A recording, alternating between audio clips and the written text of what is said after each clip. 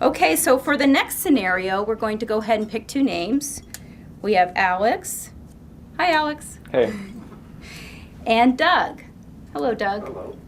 So you two have decided amongst yourselves who's going to be the client and who's going to be the handler? Yes. Okay, Yeah. so Doug, you'll be the handler. Correct. Okay, so for this exercise, we'll be looking for pet. Okay. Okay, and I'll be the skill spotter. All right. Good morning. Oh, is that your dog? Yes, it is. Is that a service dog? Well, he's actually a therapy dog. Therapy dog. What is a therapy dog exactly? Well, therapy dog actually is here to actually just work with various patients that are here, and just help brighten their day a bit and help them some of the problems they're having. I'm not really one for dogs myself. Why is that? I'm more of a cat person. That's what I grew up with. Oh, That's what I'm okay. used to. Dogs. Uh-huh. I had a bad experience with dogs growing up. I don't feel too comfortable around that Uh-huh. dog right now. Well, That's great you brought him in. Yeah. Okay. Well, you don't necessarily feel like you have to pet him, but Okay. is there a reason that you're uncomfortable around dogs, or he's actually very friendly? Is he? Yeah. I got attacked by a dog when I was little. Oh, really? Yeah. Oh, I'm sorry to hear It that. ended up jumping me when I was trying to run away. It just Uh-huh. kind of. I was little. It freaked me out. Not, Yeah. Yeah. The dog wasn't as small as that dog. It was a little larger dog. Okay. More of a Great Dane size. Okay. Well, he's very friendly. Really is. Would you like to try petting him? Kind of, not really. Okay. Well, that's fine. Do you, I feel like if I do, I might overcome that fear. Would that be okay? Oh, sure. Absolutely. Okay. Is Yeah. he nice? Oh, he's very friendly. Here, Is he come gonna lick me? here. Yeah. He just loves petting. He loves okay. when people pet him. Very friendly. See? Yeah, he's a sweet dog. Yeah. Yeah. I'm okay. Well, I'll think about it. I'm gonna go talk to somebody else right now. Okay, great. Well, we'll go see some of the other patients then, Great. Thanks for. and we'll stop by later Oh, if you'd like okay. to see him a little Okay. more. Great. Thank you. Okay. Thanks. Bye. Thank you. Thumbs up, Doug. That's some great ad-libbing right there. Okay. What a great day. So, Doug, how did it feel to be visiting? Funny, since I've never done it before, but good. Yeah. Anything in particular that was really easy for you? Just I think meeting the client and just trying to be friendly and welcoming and trying to make him feel comfortable around my dog, and to help him a little bit get over his fear and overcome the bad experience that he had when he was younger. Anything in particular that was really challenging or a surprise for you? No, not that I can really think of. So, group, what pet portions did you see with Doug? I saw him looking down. Mm-hmm. That's eye contact. Couple points he got down with his dog and was at the dog's level. So what do you recommend in terms of proximity? What's In this Well, case. because it's a stuffed animal, you don't have to move Yeah. too much, right, to have that close proximity. With a real animal, you would really judge their movements and their behavior. So with a real animal, if they moved off to the side or they sat down or moved a little bit further away, you would move closer to them. So you would just basically correlate your movements with theirs. Is there a right length to be away from the dog when Yes. you're with a client or anything like that? Well, 2 that- feet within your personal bubble. 2 feet? 2 feet. Well, I would say as close as possible to your animal. I mean, again, you don't want to hover over your animal, but you want to be nice and close. So, for instance, if I were to take the basset, And if I was a client, how far would you want the dog from me if I was just a random person? as close as you feel comfortable with as Okay. the client. Now, Alex, as the client, was clearly saying, I'm not really comfortable, and Doug did a nice job, I thought, of respecting that space and staying back, and just watching Alex's body language and what he was saying, and as Alex moved a little closer to. But in terms of proximity, you want to be nice and close to your animal. You don't want to be, say, out this far, because this far you don't have the touch, you don't have the proximity, that you're not as easily able to get to your animal and redirect a behavior from a client.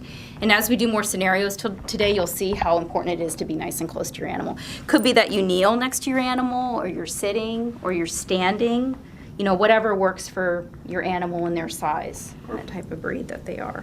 So the proximity relates to the animal, not the client. Right. Yeah, okay. Right. But you do want to be respectful of the client's space. Usually arm's length is a nice distance.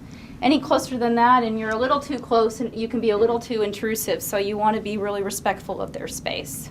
The way he was like kind of calmly trying to comfort the guy, he just was real nice and even and nothing, you know, because he was criticized like, I don't like dogs, and he was like, you know, but you might get used to it, and I thought that was pretty good. When he, expressed the bad experiences he had, I wasn't sure how far to kind of push him in terms of trying to actually pet the dog, or whether I should just let him, have his space. Does the group have any feedback on Doug's comment about what was most challenging? I thought he did a good job asking questions.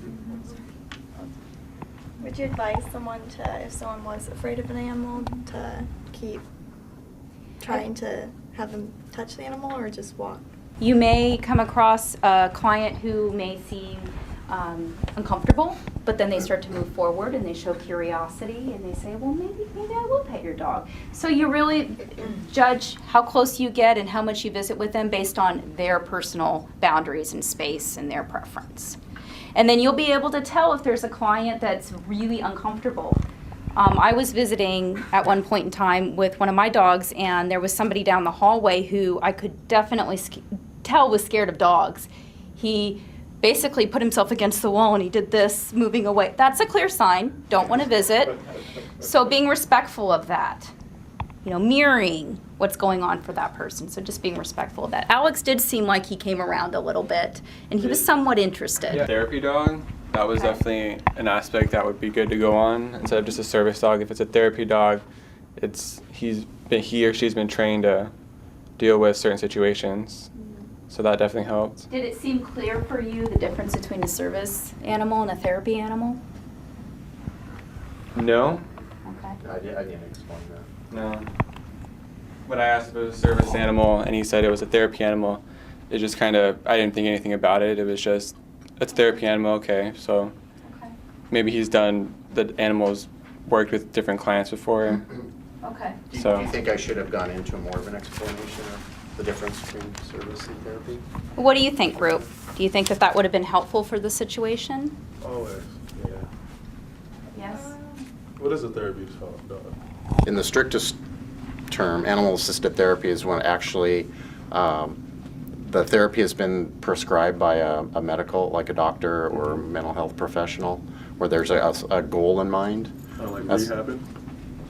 Yeah, exactly. As opposed to like animal-assisted activity, where it's more just a what we call a meet and greet, or just a basic visit, just letting someone pet the dog, and just kind of helps brighten their day, as opposed to goal-oriented therapy that's been prescribed.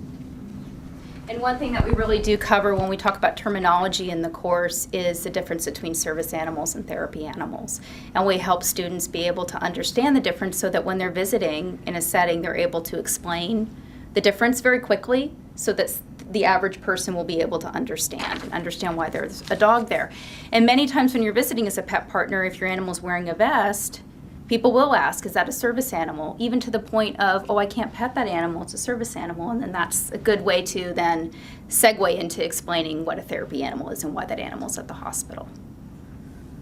Service animals, you have therapy animals. Well, our Pet Partners program focuses on training people to be able to work with their animals as therapy animals in different healthcare settings. I mean, were there any other things that we can think about that might have been going on that we didn't see but could happen? Other people passing by having additional curiosity. But Absolutely, absolutely. And we do work with Pet Partners to help them pace themselves because they can only visit for no more than a 2-hour time limit. So during that 2 hours, you really have to pace yourself. As you're getting out of the car and through the parking lot, you could visit with, 5-10 people before you even get to sign in and before you even get to, the designated people that you are to visit. So it's really important to be able to keep those interactions short and move forward. Okay. Did you see a team with Doug and his dog? Definitely. Okay. What about the two of them showed team effort, teamwork? You can see closeness. I mean, it's one of those things that's hard to describe, but you sense it, and that's what I saw. Good job.